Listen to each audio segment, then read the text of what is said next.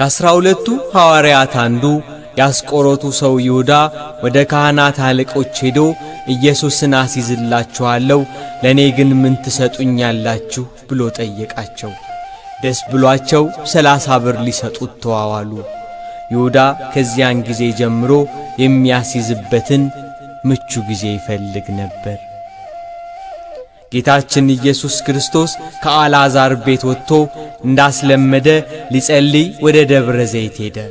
በእርሱ ምክንያት አይሁድ የአልዓዛርን ቤት እንዳያጠፉ ከአልዓዛር ቤት ወደ ጌቴሴማኒ ሄደ። ደቀ መዛሙርቱም ደግሞ ተከተሉት። ከኢየሩሳሌም በቄድሮን ወንዝ ማዶ በደብረ ዘይት ግርጌ ያለ የአትክልት ስፍራ ነው ጌቴሴማኒ። የካህናት አለቆችና ጸሐፍት ፈሪሳውያን ከጲላጦስ ጋር እንዴት እንደሚያጋጩት ያስባሉ። ሕዝቡ ሁሉ ክርስቶስን መከተሉ፣ በዋለበት መዋሉ፣ ባደረበት ማደሩ እነሱን ትቶ ክርስቶስን መከተሉ አበሳጭቷቸዋል። ፋሲካ የሚባለው የቂጣ በዓል ቀረበ። ጸሐፍትና ሊቀ ካህናት እንዴት እንደሚያስይዙት ሲያስቡ ሰይጣን ጌታን ከተከተሉ ከ12ቱ ሐዋርያት አንዱ በሆነው በይሁዳ ገባበት። ጌታን ለካህናት አለቆች እንዴት አሳልፎ እንደሚሰጣቸው ተዋዋለ። 30 ብር መዘኑለት። ስሞ ይሰጣቸዋል፣ 30 ብሩን ይሰጡታል። የዓለም ሁሉ መድኃኒት በ30 ብር ተሸጠ። እንዳስለመደው ወደ ደብረ ዘይት ሄዶ በጌቴሴማኒ በአትክልት ስፍራ ሳለ ከ12ቱ አንዱ ያስቆሮቱ ሰው ይሁዳ የተባለው ሐዋርያ የሚመራቸው ሰይፍና ጎመድ ያዙ የካህናት አለቆችና ጸሐፍት፣ ሌሎች ብዙ ሰዎች ወደ እነርሱ ገሰገሱ። የምስመው እርሱ ነው፣ ያዙት፣ ተጠንቅቃችሁ ውሰዱት ብሏቸው ነበርና ወደ ጌታ ቀርቦ ሳመው። መምህር ቸሩልሃል ብሎ አቀፈው። አይሁድ ተረባርበው ያዙት።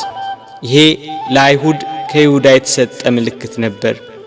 ቅዱስ ዮሐንስ አፈወርቅ በቅዳሴው ድርሰቱ ሁሉን ያዘውን ያዙት፣ ሁሉን የሚገዛውን አሰሩት፣ የሕያው የአምላክን ልጅ አሰሩት፣ በቁጣ ጎተቱት፣ በፍቅር ተከተላቸው እንዳለ ከሐዋርያት ለይተው ያዙት። ያቺ ምሽት የመከራው ጅማሬ ሆነች። ሥጋዬን ቆርሼ ደሜን አፍስሼ መሥዋዕት ሆኜ አድንሃለሁ ብሎ ቃል ኪዳን የገባለት ጌታ ሞትን ያጠፋ ዘንድ የሞትን መውጊያ ይሰብር ዘንድ ለመታረድ እንደሚነዳ በሚሸልቱት ፊት እንደማይናገር እንደ የዋህ በግ በኋላቸው እየተከተሉ ጎተቱት።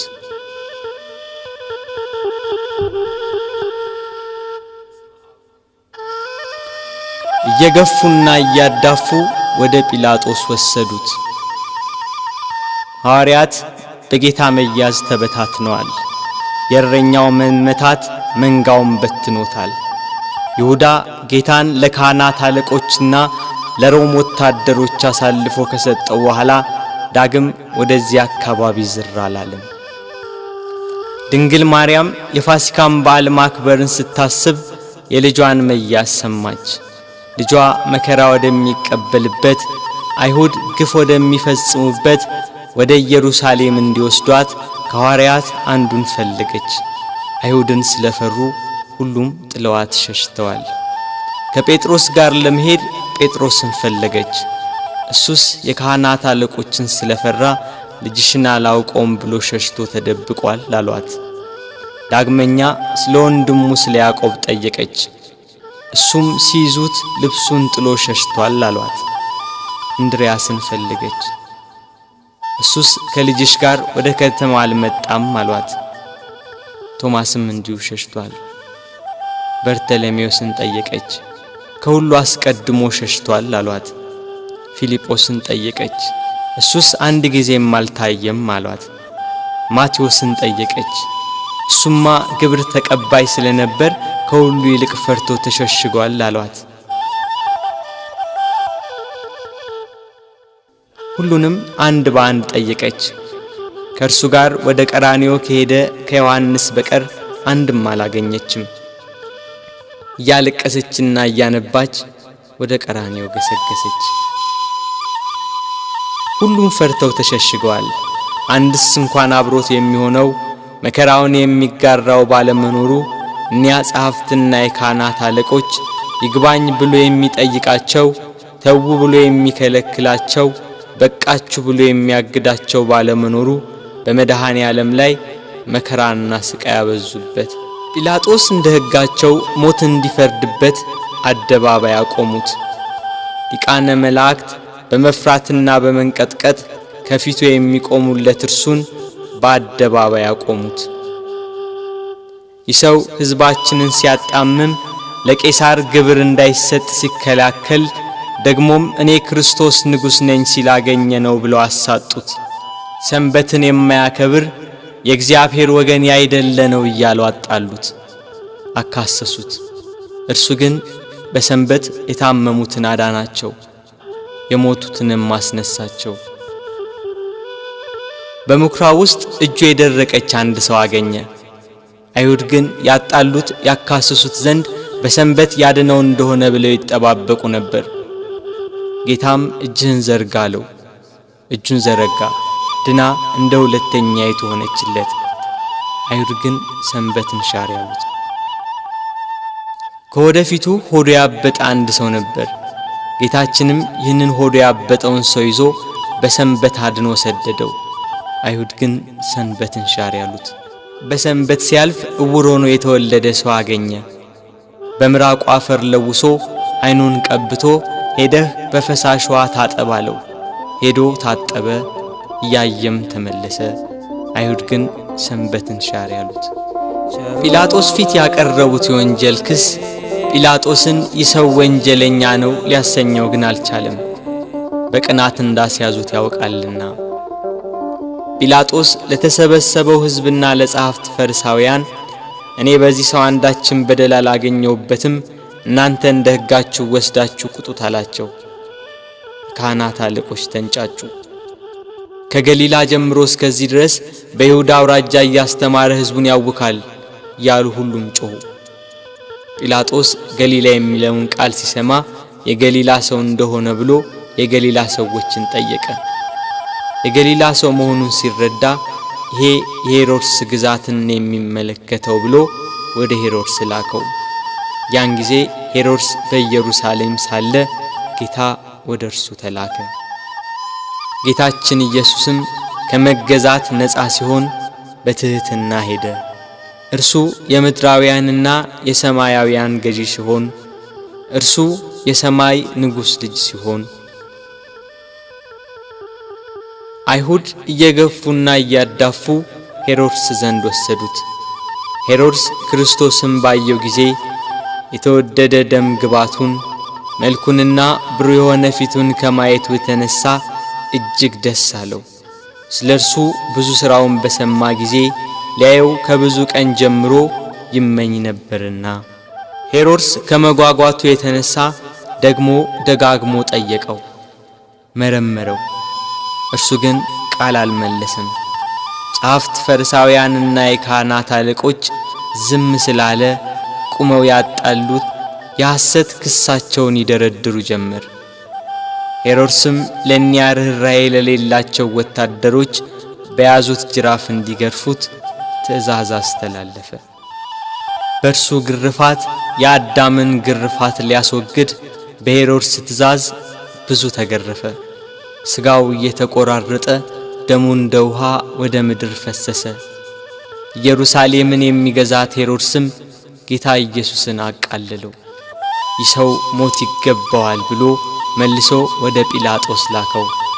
በዚያች በመከራው ቀን የፍቅር የእርቅ የይቅርታ ቀን፣ ኃጢአት የሚያስተሰርይባት ቀን፣ የሕይወትና የድኅነት ቀን ናትና ከቀድሞ ጀምሮ ጸብና ክርክር የነበራቸው ጲላጦስና ሄሮድስ ያን ጊዜ ተፋቀሩ። ጌታ ወደ ጲላጦስ ተመለሰ። ጲላጦስ ሄሮድስ ወደ እርሱ መመለሱን ሲረዳ ለተሰበሰበው ሕዝብ ወደ ሄሮድስ ላኩት። እርሱም መልሶ ወደ ላከው፣ እነሆ እሱም ለሞት የሚያበቃ የሠራ የለም፣ ስለሆነ ገርፌ ልተወው በማለት ተናገራቸው።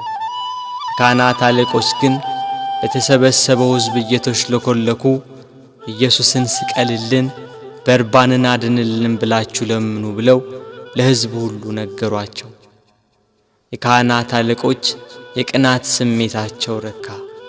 ሕዝቡ በሙሉ ይህንን ሰው በሞት አስወግደው በርባንን ፍታልን ብለው ጮኸው ተናገሩ። ጲላጦስም መልሶ መላልሶ ክፋት ስላላገኘበት ያድነው ዘንድ ወይንም ገርፎ ይለቀው ዘንድ ጠየቃቸው። ሕዝቡ ግን በታላቅ ቃል እየጮኹ ስቀለው ስቀለው፣ በሞት አስወግደው፣ በርባንን ፍታልን፣ እርሱን ግን ስቀለው አሉ። በንጹሕ ደም የታጠበ ብዙ ነፍሳትን የገደለ ሽብር ዋይታና ሁከት ያነገሰ በርባን ይፈታልን፣ በደል ያልተገኘበት ንጹሕ ባዲ ክርስቶስ ግን ይሰቀል አሉ። ይሰቀል ይሰቀል ይሰቀል ይሰቀል ይሰቀል። የሰማነውን ነገር ማን አምኗል? የእግዚአብሔርስ ክንድ ለማን ተገልጿል? እንዳለ ነቢይ ይሰቀል የሚለው የካህናት አለቆችና የሕዝቡ ቃል በረታ። ሕዝቡና ጲላጦስ እንዲህ ሲነጋገሩ የጲላጦስ ሚስት በዚህ ንጹሕ ሰው ደም ኃላፊ እንዳትሆን ወቅ የሚል መልእክት ካየችው ሕልም ጋር አብራ ላከችለት። ጲላጦስ ግራ ገባው። በአንድ በኩል እልፍ አእላፋት የሚሆኑ የሮማ ነዋሪዎችና የካህናት አለቆች የአይሁዳውያን ጩኸት፣ በሌላ በኩል የሚስቱ የማስጠንቀቂያ መልእክትና ያየችው ሕልም ግራ አጋባው። ጸብና ክርክር እየበዛ እንጂ ምንም የሚጠቅም ነገር እንደሌለ አይቶ ውሃ አምጡልኝ ብሎ በሕዝቡ ፊት እጁን ታጠበ። እኔ ከዚህ ከንጹሕ ሰው ደም ንጹሕ ነኝ፣ እናንተ ወቁ ሲል፣ ሕዝቡም የዚህ ሰው ደም በእኛና በልጆቻችን ይሁንብን አሉ። አይሁድ ግን ጌታችን ኢየሱስን እየሰደቡ አንድ ጊዜ ወደ ምሰሶ ገፍተው ጣሉት።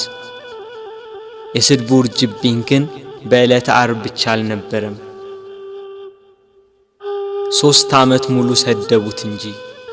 የዮሴፍ ልጅ ነው፣ የሳምራዊ ሰው ነው፣ አጋንንትን ካለቆቻቸው እየተነጋገረ ያወጣል ያሉ የስድብ መዓት አወረዱበት። አጋንንት ያደሩባቸው ሰዎች ግን ከአይሁድ 1000 ጊዜ ተሽለው ምስክር ሆኑት። ጋኔን እንደሌለበት ከቤል ዜቦልም ጋር መስማማት እንዳያውቅ የልዑል የእግዚአብሔር የባሕሪ ልጅ ሲሉ መሰከሩ። አይሁድ ግን ኃጥእ፣ በደለኛ፣ ክፉ አድራጊ፣ የሚያስት፣ የሚሳደብ ነው እያሉ ዘበቱበት።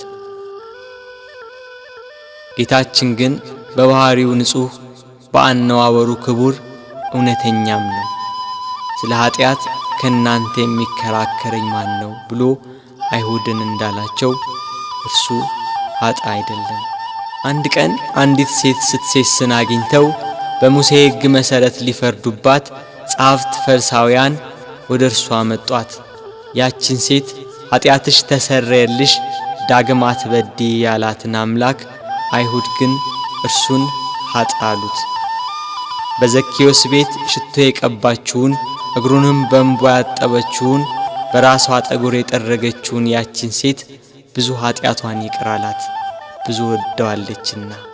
ኃጢአትን ይቅር የሚል በጎ የሚሠራ እንደዚህ ያለውን አምላክ ገፉት፣ ሰደቡት። ይገርፉትም ዘንድ እግሮቹንና እጆቹን ከድንጋይ ጋር የኋሊት አሰሩት።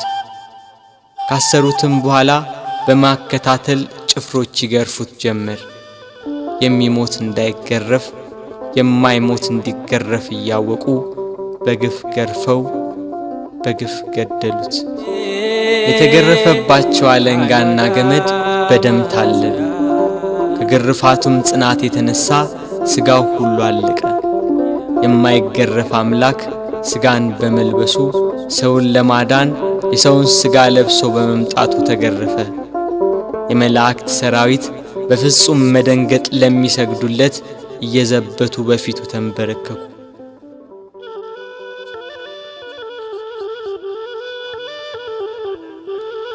ቅዱስ ዮሐንስ አፈወርቅ በቅዳሴ ድርሰቱ የጌታ ትሕትናና ዝምታ ቢገርመው ይህን ያህል ትሕትና እንደምን ያለ ትሕትና ነው! ይህን ያህል ትዕግስት እንደምን ያለ ትዕግስት ነው! ይህን ያህል ዝምታ እንደምን ያለ ዝምታ ነው? ይህን ያህል ቸርነት እንደምን ያለ ቸርነት ነው? ይህን ያህል ሰውን ማፍቀር እንደምን ያለ ፍቅር ነው? ክርስቶስ በመገረፉ ሰውን ሁሉ ከተገረፈበት ኃጢአትና ፍዳ ዳነ። ስለ ልጆቹና ስለ አዳም መገረፍና መታሰርን ከፈለ። ጲላጦስ በሕዝቡ ላለመጠላት በአይሁዳውያን ለመወደድ ፍቃዳቸውን ለመፈጸም ስቀሉት ብሎ ጌታችንን ለአይሁድ ሰጣቸው። አይሁድና ጭፍሮቻቸው ጌታን ወደ ፍርድ አደባባይ ወስደው አንድ ወጥ የሆነችውን ልብስ ገፈፉና ቀይ ግምጃ ለበሱት። እንደ መብረቅ የሚያንጸባርቅ እንደ በረዶ ነጭ የሆነ ልብስ የሚለብስ ሲሆን ለመዘባበት ቀይ ሐርና ነጭ ሐር አለበሱት። ለኪሩቤል የመብረቅ ልብስ፣ ለሱራፌል ግርማ ያለ ልብስ የሚያለብሳቸው እሱን ቀይ ግምጃ ለበሱት። በሳት በተጋረደ ዙፋን ላይ የሚቀመጥ እሱን በመዘባበቻ መቀመጫ ላይ ያስቀመጡት። ከዘንባባና ከሾህ ጋር የታተቱ በመርፌ አምሳል የተሰሩ 50 ሾኮች ያሉበት የመገዳደሪያ አክሊል አቀዳጁት። እኒህ ሾኮቹ እስከ ራሱ አጥንት ድረስ ገቡ። የሕይወት መገኛ እርሱን የሾህ አክሊል አቀዳጁት። መላእክትን የብርሃን ራስ ቁር የሚያቀዳጃቸውን የነገስታት ገዢ የሚሆን እሱን የሾህ አክሊል አቀዳጁት። በሾህ አክሊሉ የተጎዳው ራሱ ደም አዘነበ፣ ፊቱ ደም ለበሰ፣ ሰውነቱ ሁሉ በደም ተጠመቀ። በቀኝ እጁ ዘንግ አስያዙት፣ ያሽሟጥጡ ከፊቱ እየወደቁ እጅ ነሱት። የአይሁድ ንጉሥ ሰላም ላንተ ይሁን እያሉ ዘበቱበት። የመላእክት ሰራዊት እየደነገጡ የሚሰግዱለትን፣ ስልጣናት ሊቃናት እየፈሩ ለሚሰግዱለት ለሱ አይሁድ ግን በትዕቢት እጅ ነሱት። ያላስደስት ሲላቸው ከሰው ልጆች ሁሉ ይልቅ ደም ግባቱ በሚያምር በጌታችን ላይ አይሁድ ምራቃቸውን ተፉበት። እርሱ ግን ምራቃቸውን ተጸይፎ ፊቱን አልመለሰም። የሚያስጸይፍ ምራቅን በፊቱ ላይ በመቀበሉ በኃጢአት የተቋቆረና የኃጢአት ቅባት የተቀባ ፊታችንን ደስ በሚያሰኝ ቅባቱ ብሩህ አደረገው። ራሱን በበትር ፊቱን በጥፊ መቱት። ኪሩቤል ፊቱን ከማየት የተነሳ በሳት አጥናፍ የሚሰውሩት ያልበደላቸውን እሱን አይሁድ ፊቱን መቱት። ፊቱ እንደ መንፈስ ቅዱስና እንደ አባቱ ሲሆን በሥጋው ፊቱን በጥፊ መቱት። ከፊቱ ግርማ የተነሳ ፍጥረት ሁሉ የሚርድ የሚንቀጠቀጥለትን አምላክ ፊቱን በጥፊ መቱት። መከራውን ስቃዩን አበዙበት። ጲላጦስም ጌታን ወደ ውጭ አወጣው፣ ሐር ልብስ አልብሶ የሾህ አክሊል አቀዳጅቶ። ሕዝቡም የለበሰውን ልብስና የተቀዳጀውን የሾህ አክሊል ሲመለከቱ ስቀለው ስቀለው ስቀለው እያሉ ጮኹ። ጲላጦስም ይኸው ወስዳችሁ ስቀሉት ብሎ ሰጣቸው። አይሁድና የካህናት አለቆች 17 ክንድ የሚሆን የተመሳቀለ እንጨት አሸክመው ሊሰቅሉ ወሰዱት። ጉዞ ከኢየሩሳሌም ቅጥር ውጭ ወደሚገኝ ወደ ቀራንዮ። አብሮት ያለው የሕዝብ ብዛት እንዲህ በቀላል የሚገመት አይደለም። የጦር መሳሪያ ይዘው የተከተሉትም ጭፍሮች 580 ናቸው። ከነርሱም ጋር የተባበሩ ሌሎች ብዙ ሰዎች ነበሩ። መከራውን ስቃዩን የተመለከቱ የኢየሩሳሌም ሴቶች ደረት እየደቁ መሬት እየወደቁ ያለቅሱለት ነበር። እርሱ ግን እናንተ የኢየሩሳሌም ሴቶች ለኔ አታልቅሱ፣ ለራሳችሁና ለልጆቻችሁ አልቅሱ። መካን የሆኑ ያልወለደችም ማኅፀን ያላጠቡም ጡቶች ንዑዳን ክቡራን ናቸው የሚባልበት ወራት ይመጣል። በዚህ በእርጥብ እንጨት እንዲህ ያደረጉ ደረቅ ቢያገኙ እንዴት ይሆኑ? መስቀሉን እንደያዘ ወደ ምድር ተደፋ። ሌሎች ወንበዴዎችን ይዘዋቸው መጡ። አከበርንህ ብለውታልና ቀኛዝማች ግራዝማች ሾምንልህ ሲሉ በወንበዴዎች መካከል ሊሰቅሉት እስከሚሰቀልበት ቦታ ድረስ በበትር እየመቱ የገፉና እያዳፉ ወሰዱት። ቀራንዮም እንደደረሰ ከመስቀሉ ላይ በጀርባው አስተኙት። በሸላቾቹ ፊት ዝም እንደሚል በግ እንዲሁ አፉን አልከፈተም እንዳለ ነቢይ ከመስቀሉ አውጥተው ወደ ላይ ክንድ ያህል በተረፈ ችንካር ላይ በጀርባው አስተኙት። ይኸው ችንካር በደረቱ ዘልቆ ወጣ። ደረቱን ከመስቀሉ ጋር በአንድ ችንካር በጀርባው ሲወጣ ቸነከሩት። መላእክት ግን በደረቱና በጀርባ የፈሰሰውን ደም በሳት ጽዋ ተቀበሉት። እጆቹን ከመስቀሉ ዳርቻ እስኪደርስ ድረስ በገመድ እየጎተቱ በሁለት ችንካር ቸነከሯቸው። መላእክት ግን የእጆቹን ደም በሳት ጽዋ ተቀበሉ። የታመሙትን በእጆቹ ስላዳናቸው፣ በእጆቹ ለምጻሞችን ስላነጻቸው፣ የዕውሮቹን ዓይን በእጆቹ ስላዳነ፣ በእጆቹም የሞቱትን ስላስነሳ፣ አይሁድ ግን እጆቹን በመስቀል እግሮቹንም በአንድ ችንካር ቸነከሯቸው። መላእክት ግን የእግሮቹን ደም በሳት ጽዋ ተቀበሉ። ፀሐይ ከወትሮዋ ለየት ብላ በአናት ላይ ልትሆን ታዘግማለች። ግርግሩ ጩኸቱ እንደቀጠለ ነው። የክርስቶስም ስቃይ እንደዛው። ችንካሮቹ ተመተው እንዳበቁ በእንጨት መስቀል ላይ ሰቀሉት። ፊቱን ወደ ምስራቅ፣ ቀኝ እጁን ወደ ደቡብ፣ ግራ እጁን ወደ ሰሜን አድርገው ሰቀሉት።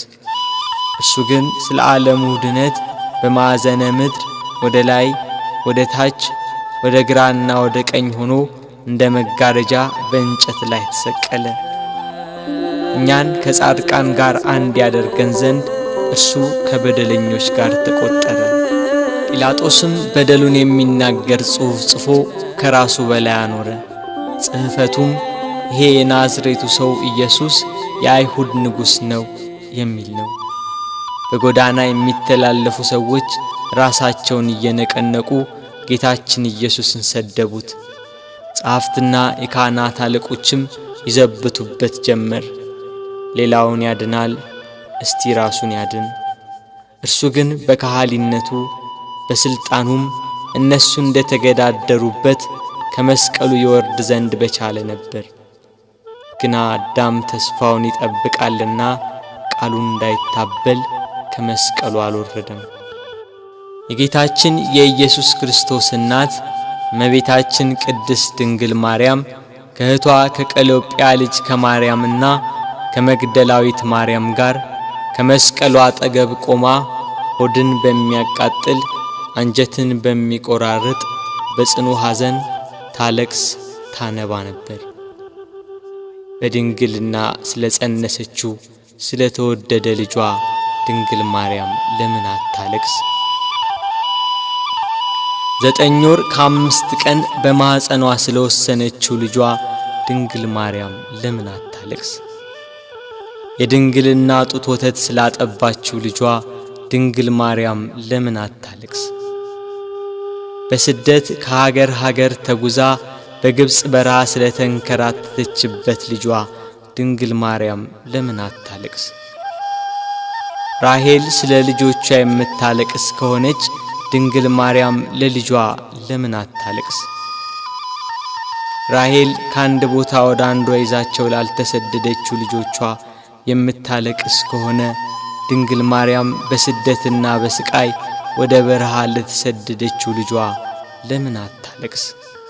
መቃብራቸውን ላላየችው ልጆቿ ራሔል የምታለቅስ ከሆነች ድንግል ማርያም የታተመ የልጇን መቃብር እያየች ለምን አታለቅስ?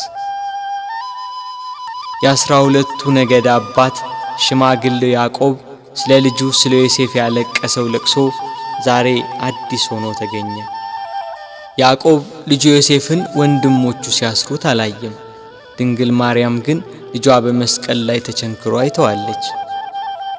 ያዕቆብ ዮሴፍን ወንድሞቹ ከጉድጓድ ሲጥሉት አላየም። ድንግል ማርያም ግን በአይሁድ አደባባይ ልጇን ተሰቅሎ አይተዋለች። ያዕቆብ ዮሴፍን ልብሱን ገፈው ሲሸጡት አላየም። ድንግል ግን ይሁዳን ለ30 ብር ሸጠው አይታለች። ያዕቆብ በልጁ ደም ሳይሆን የበግ ደም አይቶን ያለቀሰ። መለኮት የተዋሃደው የክርስቶስ ደም ግን ድንግል በምታለቅስበት ጭንጫ ላይ ፈሰሰ። ስለዚህ አለቀሰች። ስለተወደደ ልጇ ለምን አታለቅስ? ሰባቱ የመላእክት አለቆች መጥተው አረጋጓት፣ አጽናኗት። እርሷ ግን በመስቀል ላይ ሆኖ የሚሰቃይ ልጇን እያየች ልቅሶ መተውን መጽናናትን እምቢ አለች። አባቷ ዳዊት እሳት በሆነ ፈረስ ተቀምጦ መጥቶ አጽናናት። እርሷ ግን ልቅሶ መተውን አልቻለችም። ከወለደችው ጀምሮ ልጄ እያለች በስጋት የኖረች እናት ያሁኑ የልጇ ነገር ግን የመረረ ሆነባት። ልጇን ፊት ለፊት በመስቀል ላይ ያየች እንዴት ብላ ትታገስ? ምንስ ብላ ትጽናና? እነኋት እናቴን ብሎ ይወደው ለነበረው ደቀ መዝሙር ለዮሐንስ አስረከባት። የደሙን መፍሰስ የጎኑን መወጋት የልጇን ሞት ባየች ጊዜ ከሐዘን ብዛት እንዳትሞት ለሚወደው ደቀ መዝሙር ለዮሐንስም ከሐዘን የምታረጋጋ የመዳን ተስፋ የሆነች እናት በመስቀሉ ስር በመገኘቱ እነኋት እናትህ ብሎ የእርሱን እናት ሰጠው። በቀራንዮ ለሚገኙ ሕማምና ሞቱን ለሚዘክሩ ሁላ በዮሐንስ አማካኝነት እናት ተሰጠች። ቤት ከገባችም በኋላ መጽናናትና ልቅሶ መተውን አልቻለችም። እስከ 3 ቀን ድረስም እህል ውሃ አልቀመሰችም።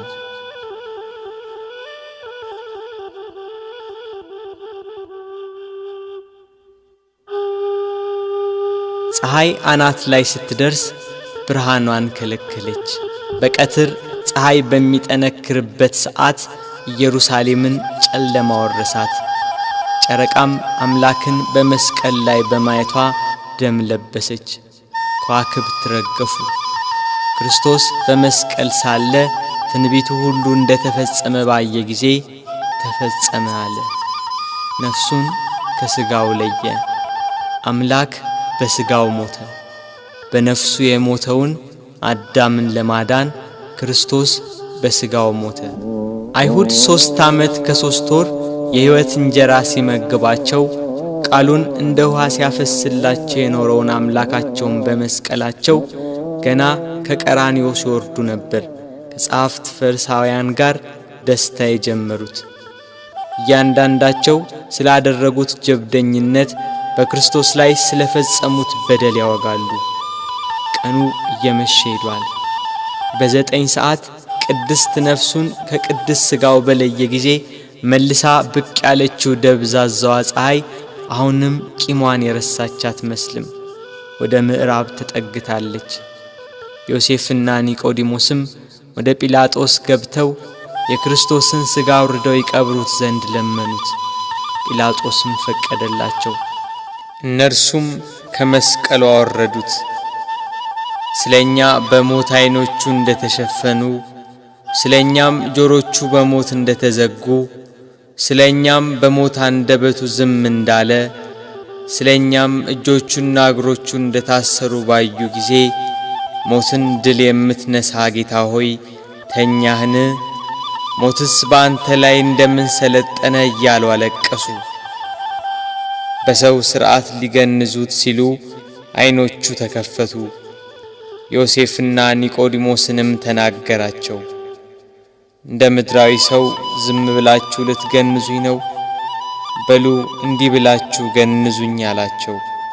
እንዳላቸው እንዲህ እያሉ ገነዙት። ቅዱስ እግዚአብሔር ቅዱስ ኃያል ቅዱስ ሕያው ዘይመውት ዘተወልደ ማርያም እምቅድስት ድንግል ተሳለነ እግዚኦ። ቅዱስ እግዚአብሔር ቅዱስ ኃያል ቅዱስ ሕያው ዘይመውት ዘተጠምቀ በዮርዳኖስ ወተሰቅለ ዲበ ዕፀ መስቀል ተሳሃለነ እግዚኦ ቅዱስ እግዚአብሔር ቅዱስ ኃያል ቅዱስ ሕያው ዘይመውት ዘተንሥአ እሙታን አመ ሣልስት ዕለት ዐርገ በስብሐት ውስተ ሰማያት ወነበረ በየማነ አቡሁ ዳግመ ይመጽእ በስብሐት ይኰንን ሕያዋነ ወሙታነ ተሳሃለነ እግዚኦ ስብሐት ለአብ ስብሐት ለወልድ ስብሐት ለመንፈስ ቅዱስ ይእዜኒ ወዘልፈኒ ወለዓለመ ዓለም አሜን ወአሜን ለይኩን ለይኩን እያሉ ገንዘው ዮሴፍ ለራሱ ባሰራው በአዲስ መቃብር ቀበሩት። መቃብሩን በታላቅ ድንጋይ ገጠሙት።